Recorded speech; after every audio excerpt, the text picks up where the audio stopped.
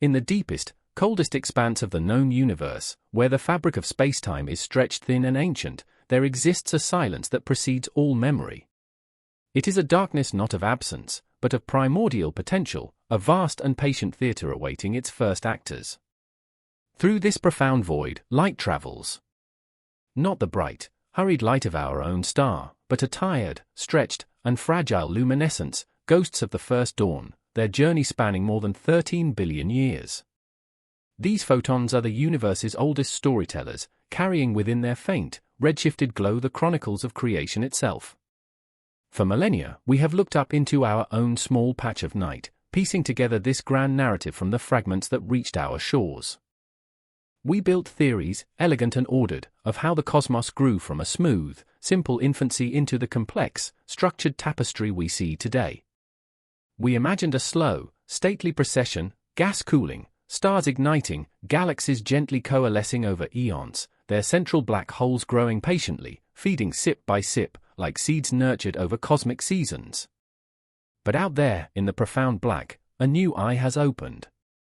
A golden honeycomb, shielded from the warmth of its own home world, drifting silently at a point of gravitational balance a million miles from Earth. The James Webb Space Telescope is not merely an observatory, it is a time machine, engineered with the explicit purpose of capturing these faintest, oldest whispers. It was built to test our story, to confirm the ordered, gradual tale we had told ourselves. Instead, in the spectral data from a single, unremarkable smudge of light, it found a monster. It uncovered a paradox dwelling in the nursery of the cosmos, an entity of impossible mass and impossible age, a gravitational titan that, according to our own elegant rulebook, could not, exist. It is known as CEERS 1019, and it poses the most profound question we have yet faced in our study of the cosmos: what if the universe was born with giants? What if the story of our cosmic origins is not one of slow, patient growth, but of a violent, chaotic, and impossibly rapid youth we are only now beginning to comprehend? Our journey tonight is not just to a distant galaxy, but to the very edge of our understanding, to confront an anomaly that threatens to unravel everything we thought we knew about the dawn of time. We will venture into the darkness where this impossible entity lurks, and we will ask how such a thing came to be. Now, let's begin. Music. To understand the magnitude of what was found, we must first understand the instrument that found it. The James Webb Space Telescope is a marvel not of glass, but of gold and beryllium, a delicate origami of engineering unfolded in the cold vacuum of space. Its primary mirror, a breathtaking mosaic of 18 hexagonal segments, forms a single, immense eye more than 6 meters across. Each segment is coated in a microscopically thin layer of pure gold, a material chosen not for its beauty, but for its superlative ability to reflect infrared light. This is the telescope's secret language. The universe, in its relentless expansion, stretches everything within it, including the very wavelengths of light. Light that left the first stars and galaxies as brilliant blue or piercing white has been stretched over its 13 billion-year journey into the invisible, infrared part of the spectrum. To a human eye, the early universe is utterly dark. But to Webb, it blazes. Stationed at the second Lagrange point, a gravitationally stable location far beyond the Moon, the telescope maintains its frigid operating temperature, shielded from the contaminating light and heat of the Sun, Earth, and Moon by a 5-layered sunshield the size of a tennis court. It is a solitary sentinel, a chronicler floating in the deep, its gaze fixed perpetually backward, toward the beginning. Its purpose is archaeological. It sifts through cosmic photons the way an archaeologist sifts through sand, searching for the fossilized light of a bygone era. The program under which it made its most unsettling discovery is called the Cosmic Evolution Early Release Science Survey, or CEERS. It is a cosmic deep field project, pointing the telescope at a small, seemingly empty patch of sky in the constellation Ursa Major for hours on end, allowing those ancient, tired photons to slowly accumulate on its detectors, painting a portrait of the universe as it was just a few 100 million years after the Big Bang. This is a glimpse into what astronomers call the cosmic dawn and the epoch of reionization, a shadowy, transformative period when the universe was emerging from a neutral, lightless fog as the first stars ignited and began to ionize the hydrogen gas around them. We expected to find faint, small, clumpy proto-galaxies, the timid beginnings of the grand structures we see today. We were searching for the seeds, the acorns from which the great cosmic forests would one day grow. We were looking for confirmation of our models, the elegant equations that described a universe building itself brick by brick, star by star, over an immense and orderly timeline. The data streamed back from that cold, distant outpost, a torrent of numbers to be translated into images and spectra. Each pixel held a story. Each spectrum, a chemical fingerprint. And buried within that data, within the light from a tiny, faint galaxy designated CEERS 1019, was a signature that made no sense. It was the clear, unmistakable shriek of matter being torn apart at the edge of an event horizon, a chorus of superheated gas screaming as it spiraled into a gravitational abyss. This, in itself, was not a surprise. We expect to find active supermassive black holes at the centers of galaxies. The surprise was in the numbers. The data told a story of a black hole of staggering proportions, a behemoth already 9 million times the mass of our Sun. And the light that carried this story had been traveling for so long that it was showing us this black hole as it existed only 570 million years after the Big Bang. The universe was barely 4% of its current age. It was an infant. And yet, here was a giant, fully formed, presiding over its small, nascent galaxy with a gravitational authority that should have taken billions of years to accumulate. It was like excavating a Roman ruin and finding a perfectly preserved smartphone buried in the foundations. The object did not fit the timeline. It was a technological, or in this case, a cosmological, anachronism. The patient, stately story of cosmic evolution had been shattered. In its place was a violent, urgent mystery. The quiet nursery of the cosmos was haunted by a monster, and Webb, our eye in the dark, had just seen its ghost. The established narrative of black hole formation is a story of patience, a testament to the slow, inexorable power of gravity acting over cosmic timescales. It begins with the life and death of a single, massive star. For millions of years, this star lives in a state of delicate equilibrium, the outward pressure of nuclear fusion in its core perfectly balancing the inward crush of its own gravity. It fuses hydrogen into helium, then helium into carbon, and so on, forging heavier and heavier elements in its fiery heart. But this process cannot last forever. Eventually, the star's core is filled with iron, an element whose fusion consumes energy rather than releasing it. The fire goes out. In that instant, the balance is broken. With the outward pressure gone, gravity wins, suddenly and catastrophically. The star's core collapses in on itself in a fraction of a second, compressing trillions of tons of matter into a space smaller than a city. The outer layers, crashing down onto this newly impenetrable core, rebound in the most violent explosion the universe can produce, a supernova. For a few weeks, this single dying star can outshine its entire galaxy. What is left behind depends on the mass of the collapsing core. If it is not too massive, it becomes a neutron star, a city-sized ball of incomprehensibly dense matter. But if the core's mass exceeds a certain limit, the Tolman-Oppenheimer-Volkoff limit, then nothing, not even the force that holds neutrons apart, can stop the collapse. Gravity becomes absolute. The core continues to shrink, crushing itself down to a point of infinite density, a singularity. It has become a stellar mass black hole, a seed of the giants to come. These are the first black holes, weighing in at perhaps 5 to 50 times the mass of our Sun. From here, the story becomes one of slow, steady growth. These seeds, scattered throughout young galaxies, begin to feed.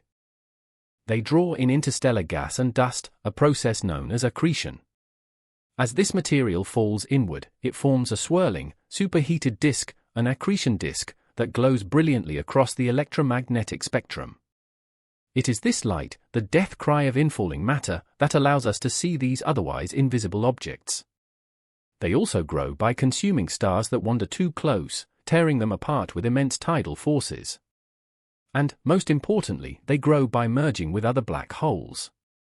When two galaxies collide, their central black holes will eventually sink to the center of the newly merged galaxy, orbit each other in a gravitational death spiral, and finally coalesce into a single, more massive black hole, releasing a tsunami of gravitational waves in the process. This is the hierarchical model of growth. Small things merge to become larger things over billions of years.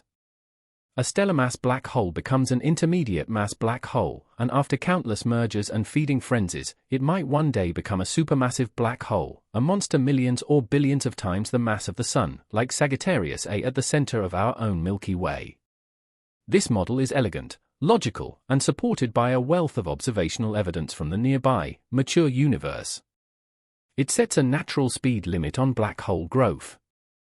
A black hole cannot simply consume matter as fast as it wants. As matter falls in and heats up, it radiates light. This light exerts an outward pressure, known as radiation pressure, that pushes back against the infalling material. When the inward pull of gravity is perfectly balanced by the outward push of radiation pressure, the black hole has reached its maximum feeding rate, a threshold known as the Eddington limit. To exceed it would be to blow away your own food supply. This limit acts as a cosmic governor, ensuring that black holes grow at a stately, predictable pace. According to this well-established, physically sound model, growing a black hole to 9 million solar masses should take a very, very long time. Even if a seed black hole formed from the very first generation of stars, around 200 million years after the Big Bang, and even if it fed continuously at the absolute maximum Eddington limit without interruption, it simply could not reach the size of the black hole in CEERS 1019 by the time we observe it at 570 million years. There was not enough time. The cosmic clock was too short. The universe was too young. CEERS 1019 breaks the Eddington speed limit, and not by a small margin, but by an order of magnitude. It stands in defiance of our understanding of cosmic physics. It tells us that our beautiful, orderly story of patient growth is, at best, incomplete, and at worst, fundamentally wrong. The universe, in its infancy, was playing by a different set of rules, and it was building its titans on a timescale that we had, until now, considered utterly impossible. The discovery of CEERS 1019 was not a single, dramatic moment of revelation, but a gradual, creeping realization that the data was leading somewhere impossible. The CEERS survey itself is a monumental undertaking, a collaborative effort to map a small slice of the sky with unprecedented depth and clarity. Webb stared at this patch, known as the extended Groth strip, collecting photons for hours, building up an image of cosmic prehistory. The first images returned were breathtaking, a field of galaxies, a celestial tapestry woven from the light of thousands of distant worlds, each one a snapshot from a different epoch. Most were familiar shapes, the faint smudges and spirals of galaxies in their adolescence and maturity. But the true power of Webb lies not just in its images, but in its spectrographs. Instruments like NIRSpec can take the light from a single object and split it into its constituent wavelengths, a rainbow of information that reveals the object's chemical composition, its temperature, its density, and its motion. It is through spectroscopy that the universe reveals its secrets. The team focused on the faintest, reddest objects in the field, the candidates for the most distant galaxies ever seen. One of these was CEERS 1019. In the image, it was little more than a dim, bluish knot, a compact and unassuming protogalaxy. It showed signs of active star formation, which was expected for a young galaxy. But when its light was fed into the spectrograph, a different story emerged. The spectrum was not the smooth, continuous curve of starlight. It was dominated by broad, powerful emission lines. These are the signatures of gas moving at incredible speeds, thousands of kilometers per second. Certain elements, like hydrogen and helium, were glowing with an intensity that could not be explained by stars alone. This is the classic fingerprint of an active galactic nucleus, or AGN, a supermassive black hole actively feeding at the center of its galaxy. The gas in the accretion disk, heated to millions of degrees by friction and gravitational shear, was screaming into the void, its light carrying the tale of its violent demise. The breadth of these emission lines is crucial. A physical principle known as Doppler broadening dictates that the faster the gas is moving, the wider the spectral line will be. The gas orbiting a black hole moves at relativistic speeds, with the material closest to the event horizon moving fastest. By measuring the width of these lines, astronomers can calculate the orbital velocity of the gas. And by knowing the velocity and the distance of the gas from the central object, they can use simple orbital mechanics to weigh the object itself. It is a cosmic scale, a way of measuring the mass of an invisible titan by observing the frenzy of its victims. When the calculations for CEERS 1019 were completed, the number was shocking at approximately 9 million solar masses. The team checked and rechecked their data, their models, their calibrations. There was no error. The spectral lines were clear, the redshift was unambiguous, and the physics was sound. The black hole was undeniably massive. Its existence at a time when the universe was only 570 million years old placed it in a category of its own. It was, at the time of its discovery, the earliest active supermassive black hole ever confirmed. It was not merely an outlier, it was a paradox. The very existence of this object created a crisis in cosmology. All of our carefully constructed models of hierarchical growth, of Eddington limited accretion, of patient evolution, failed to produce such a monster in such a short time. It was as if we had discovered a fossil of a Tyrannosaurus rex in Precambrian rock layers, hundreds of millions of years before dinosaurs were supposed to exist. It forces a fundamental re-evaluation of the conditions in the early universe. The neat, orderly cosmos of our simulations had to be replaced by something far more extreme, a place where the conditions for monstrous growth were not just possible, but perhaps even common. CEERS 1019 was not just a data point, it was a messenger from a lost age, an age of giants. It told us that the universe did not begin with a whisper, but with a roar. The challenge now was to understand how that roar was produced, to find a new story that could account for the existence of this impossible ancient king. The impossibility of CEERS 1019 has forced astronomers to abandon the old, comfortable models and venture into the wild frontiers of theoretical astrophysics. If a black hole cannot grow to 9 million solar masses from a small stellar seed in the allotted time, then the only logical conclusion is that it must have started from something much, much larger. This has given rise to the leading theory to explain these early monsters, the concept of direct collapse black holes.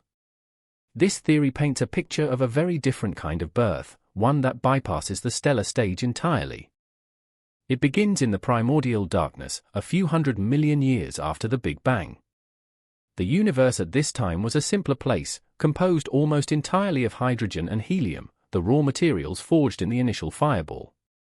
Heavier elements, which astronomers call metals, had not yet been created, as they are only synthesized inside stars and scattered through supernova explosions. This lack of metals is the crucial ingredient. In the modern universe, when a giant cloud of gas collapses under its own gravity, it fragments. Heavy elements are very efficient at radiating away heat, allowing the gas to cool down rapidly. This cooling causes the cloud to break apart into thousands of smaller, denser clumps, each of which can go on to form an individual star. This is why stars typically form in clusters. But in the pristine, metal-free environment of the early universe, this cooling mechanism was incredibly inefficient. A vast, primordial halo of hydrogen and helium, perhaps 100,000 times the mass of the Sun, would begin to collapse under its own gravity.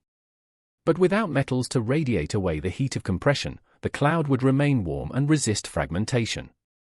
Instead of shattering into a swarm of stars, the entire massive cloud would continue to fall inward, a single, monolithic collapse. The core of this cloud would become so hot and dense that it would form a supermassive star, a short-lived, unstable object thousands of times the mass of the Sun. Or, under even more extreme conditions, the cloud could collapse so rapidly and violently that it would bypass the star phase altogether, its core imploding directly into a black hole. This would not be a stellar mass seed of 10 or 20 solar masses. This would be a heavy seed, born with a mass of 10,000 to 100,000 times that of our Sun. It would be a giant from birth. With such a colossal head start, the journey to 9 million solar masses becomes far more plausible. A seed of 100,000 solar masses would not need to feed at impossible, super Eddington rates. It could grow at a more reasonable pace and still reach the observed mass of CEERS 1019 within the cosmic timeframe. It is an elegant solution, but it requires a very specific and fragile set of circumstances. The primordial gas cloud must be massive, it must be metal-free, and it must be irradiated by the ultraviolet light of nearby galaxies. This external radiation is critical, as it breaks apart molecular hydrogen, the only other coolant available, further preventing the cloud from fragmenting. It's a delicate cosmic recipe, a perfect storm of conditions needed to midwife a monster. Another possibility is that our understanding of accretion itself is too simple. The Eddington limit is based on the assumption of smooth, spherical accretion, where gas flows in uniformly from all directions. But the early universe was likely a lumpy, chaotic place. What if matter did not flow in gently, but was funneled in through dense, cold streams or fell in as massive, self-gravitating clumps? In such a chaotic accretion model, the process could become much more efficient. The infalling gas could be so dense that it traps the radiation trying to escape, allowing the black hole to feed at rates far exceeding the Eddington limit, a process known as super-Eddington accretion. It would be a cosmic glutton, force-feeding itself in violent, episodic bursts, its growth punctuated by powerful outflows that reshape its host galaxy. A third, more brutal path involves a runaway chain of mergers. In the dense core of a primordial star cluster, dozens of massive, first-generation stars could have lived fast and died young, all leaving behind stellar mass black holes. In the crowded confines of the cluster's center, these black holes would quickly sink through dynamical friction, interacting, orbiting, and violently merging with one another in a rapid-fire sequence. This cascade of mergers could, in theory, build up an intermediate mass black hole of thousands of solar masses in just a few million years, creating the heavy seed needed for later growth. Each of these theories paints a picture of the early universe that is far more violent, dynamic, and efficient than we previously imagined. CEERS 1019 is the evidence. It is the fossil that proves this extreme environment existed. It may be the progeny of a direct collapse, a cosmic glutton, or the survivor of a gravitational battle royal. Whatever its origin story, it has fundamentally changed our own, forcing us to imagine a beginning to the cosmos that was not gentle and slow, but one forged in the crucible of unimaginable violence and speed. The mystery of CEERS 1019 deepens when we zoom in from the central monster to the cradle that nurtures it. The host galaxy is, in many ways, as surprising as the black hole itself. It is not a vast, sprawling empire of stars befitting such a gravitational monarch. Instead, it is a small, compact dwarf galaxy, furiously forming new stars at a remarkable rate. It is a brilliant, energetic blue, a sign of its youth and vitality, its light dominated by massive, hot, young stars. But its total stellar mass is surprisingly low. This presents us with one of the most fundamental chicken and egg problems in astrophysics, which came first, the supermassive black hole or the galaxy. For decades, astronomers have observed a tight correlation in the nearby universe between the mass of a galaxy's central black hole and the mass of its stellar bulge, the dense, central sphere of stars. This relationship, known as the M-sigma relation, is remarkably consistent across galaxies of all sizes, from our Milky Way to the largest ellipticals. It suggests a process of co-evolution, a symbiotic, or perhaps parasitic, relationship where the galaxy and its black hole grow in lockstep. The galaxy provides the fuel, the gas and stars, that feeds the black hole, and the black hole, in turn, regulates the galaxy's growth. The intense radiation and powerful jets launched from the black hole's accretion disk can heat up or blow away the gas in the galaxy, quenching star formation. It's a cosmic feedback loop, a delicate dance of gravity and energy that keeps the two in balance over billions of years. But in CEERS 1019, this balance is grotesquely broken. The black hole is vastly oversized for its host galaxy. It accounts for a significant fraction of the galaxy's total mass, a proportion unheard of in the modern cosmos. It is not a component of the galaxy, it is the dominant feature. This profound imbalance throws the theory of co-evolution into question, at least for the early universe. It suggests that in the beginning, the relationship was not a balanced dance, but a lopsided struggle for dominance. Perhaps, in the direct collapse scenario, the massive black hole seed formed first, a gravitational anchor in the void, and only then did its immense gravity begin to pull in the surrounding gas and dark matter to build a galaxy around it. In this black hole first model, the galaxy is not the parent of the black hole, but its child, assembled from the leftovers of its formation. The galaxy we see, CEERS 1019, might be the first generation of stars to form in the gravitational well carved out by a pre-existing titan. Alternatively, the small galaxy could have been incredibly efficient at funneling its resources to its center. In the chaotic, dense environment of the early cosmic web, galaxies were fed by cold, narrow streams of pristine gas, cosmic rivers flowing along the filaments of dark matter.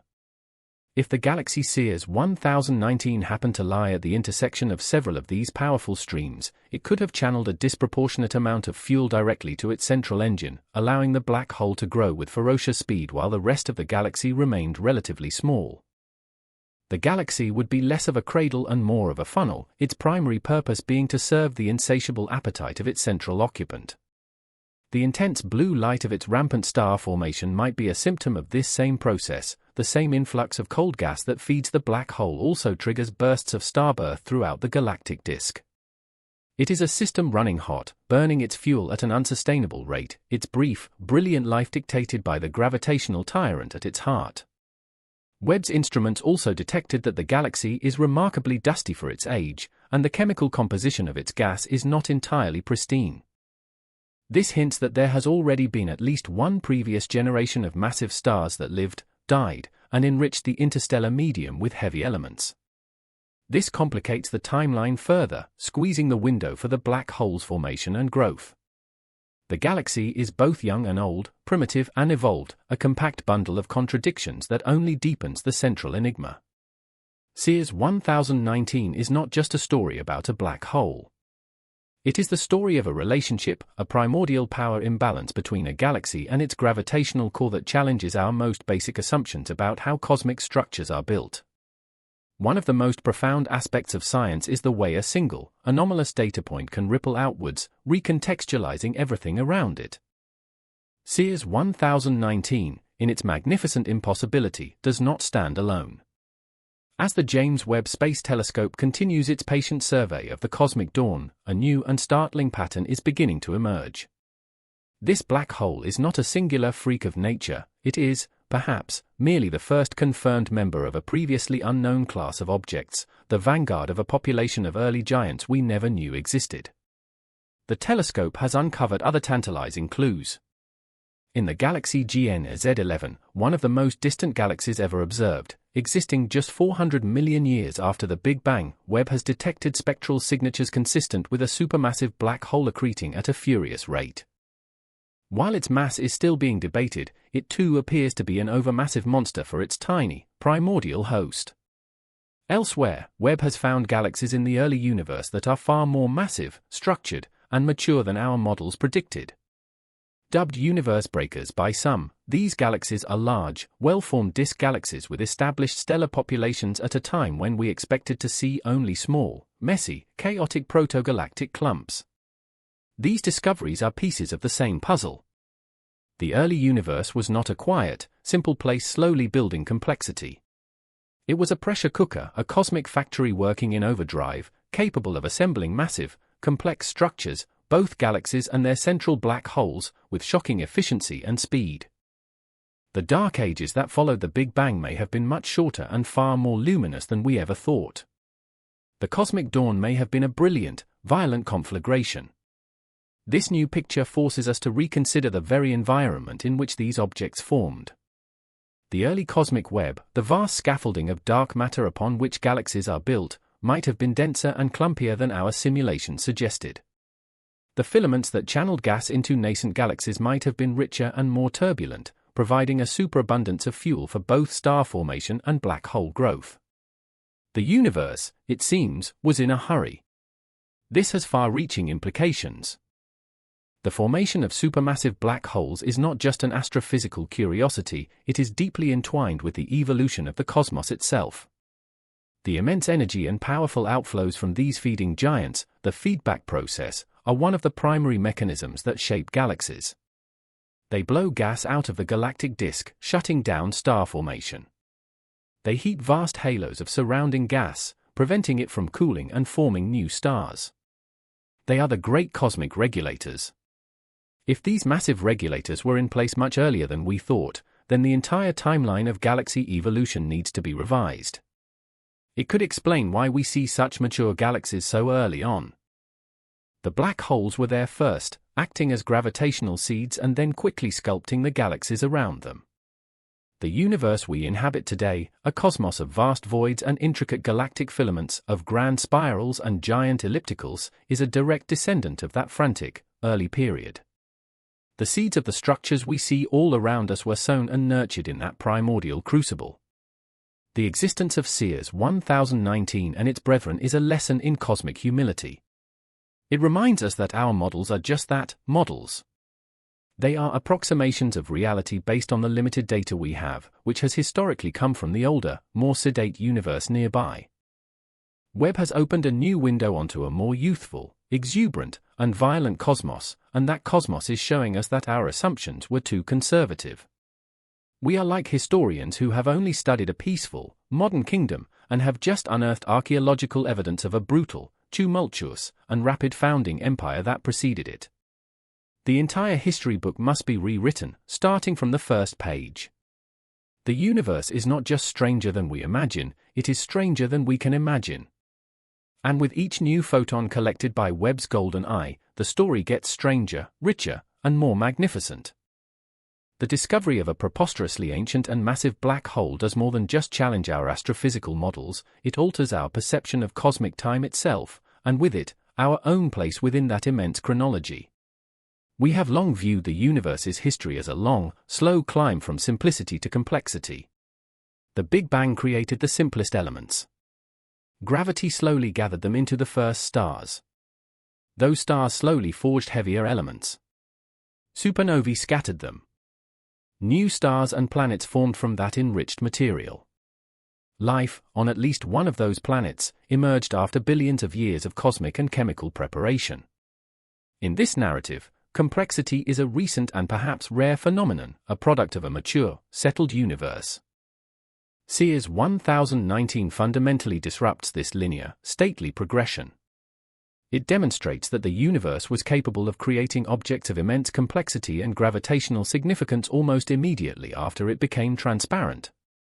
A 9 million solar mass black hole is not a simple object. It is an engine of terrifying power, a singularity that warps spacetime, an anchor that dictates the fate of its entire host galaxy. To find such an object in the universe's infancy is to realize that the gap between the simplicity of the Big Bang and the complexity of galactic structures was crossed in a cosmic blink of an eye. This temporal compression has profound philosophical implications. It suggests that the conditions necessary for building the universe we know were in place almost from the very beginning. The universe did not need to wait billions of years to start building its great cities of stars, the blueprints and the construction crews were active in the first few 100 million years. This accelerates the entire cosmic story. If galaxies and their supermassive black holes could form so rapidly, what does that mean for the subsequent milestones of cosmic evolution? The creation of heavy elements, the formation of planetary systems, and even the emergence of the chemical precursors to life might also have occurred on a much faster timescale than we previously assumed. The universe might have been ripe for life far earlier than we thought. We tend to view ourselves as latecomers to the cosmic stage, the audience arriving just as the final act begins. But what if the play started much earlier, and the first acts were more dramatic than we ever knew? We may be the descendants not of a slow, plodding process of cosmic growth, but of a universe that burst into complexity with explosive speed. This perspective shift is humbling. It removes humanity and our local cosmic environment from the center of the timeline, just as Copernicus removed the Earth from the center of the cosmos. Our Milky Way galaxy and its relatively placid central black hole are not the archetype of galactic evolution, they are the calm, mature result of a process that began in unimaginable fury. We live in the quiet suburbs of a metropolis that was built in a chaotic, violent rush. Furthermore, the existence of CEERS 1019 is a testament to the sheer power and creativity of the fundamental laws of nature. It shows us that under the right conditions, the pristine gas, the intense radiation, the dense dark matter halos of the early cosmos, gravity can work with an efficiency that borders on the magical. It can sculpt monsters from the void, creating order and structure from the raw, undifferentiated plasma of the Big Bang. We are seeing the laws of physics operating in an extreme regime that no longer exists today, and it is revealing the full extent of their power. This single discovery has stretched our imagination and, in doing so, has deepened our connection to the cosmos. We are part of this grand, accelerated narrative. The iron in our blood and the calcium in our bones were forged in stars that were the descendants of that first, furious generation. The galaxy we call home is the product of mergers and growth that began with seeds planted in that same primordial epoch. The story of CEERS 1019 is not the story of a distant, alien object. It is our own origin story, its earliest and most violent chapter, a chapter we are only now, 13 billion years later, beginning to learn how to read.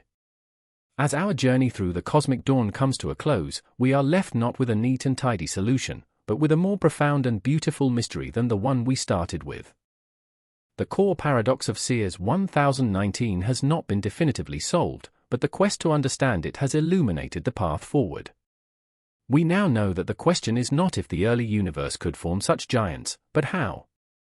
The discovery has acted as a catalyst, transforming a field of theoretical speculation into an observational reality. The resolution, for now, is the acceptance of a new paradigm. The early universe was a place of extremes, a cosmic crucible that operated under a different set of rules, forging titans with an efficiency we are only just beginning to model. CEERS 1019 is not an error in our data, it was an error in our imagination. It is a messenger, a perfectly preserved fossil from a forgotten age, sent across 13 billion years of expanding space to tell us that our story of creation was too simple, too timid, too slow. We began with the established, orderly tale of hierarchical growth, a story of stellar seeds growing patiently over eons, governed by the gentle hand of the Eddington limit. We journeyed with Webb, our golden eye in the dark, to a faint smudge of light from the edge of time. There, in the spectral scream of superheated gas, we found a monster that broke all the rules, a black hole too massive, too early, a king without a kingdom large enough to justify its throne. We explored the new, more chaotic narratives born from this discovery, the dramatic saga of direct collapse black holes, born as giants from the monolithic implosion of primordial clouds, the gluttonous tale of super-Eddington accretion, where black holes gorge themselves on cosmic rivers of cold gas, and the violent history of runaway mergers, a gravitational mosh pit in the heart of the first star clusters. The truth may be a combination of all three. But whatever the specific mechanism, the conclusion is the same: the universe was born to build big, and it was born to do it fast. This is the nature of scientific discovery. It is not a process of finding final answers, but one of uncovering deeper, more meaningful questions. We once asked, how do supermassive black holes grow so large? Now, armed with the evidence of CEERS 1019, we ask, how did the universe's first black holes get such a massive head start, and did the black holes form first, acting as the seeds for the galaxies we see today? These are better questions, questions that push us closer to the fundamental truths of our cosmic origins. CEERS 1019 is a humbling reminder of the vastness of our own ignorance, but it is also a source of profound inspiration. It shows that the universe is infinitely more creative and surprising than our theories. It is a silent, gravitational monument to the power of observation, a testament to our relentless, unyielding curiosity that drove us to build a machine capable of seeing back to the dawn of time. Imagine, for a moment, that you could stand on a world within that nascent galaxy, bathed in the brilliant blue light of its furious starbirth. Above you, the sky would not be a tranquil, dark expanse, but a churning, violent canvas. And at the heart of it all, unseen but inescapably felt, would be the gravitational presence of that young monarch, its accretion disk outshining all the stars combined, a cosmic furnace shaping the destiny of everything around it. It was a time of creation at its most raw and powerful. What would you have done if you could witness it? Would you feel terror at the scale of the violence, or would you feel awe at the majestic, terrible beauty of a universe coming into being?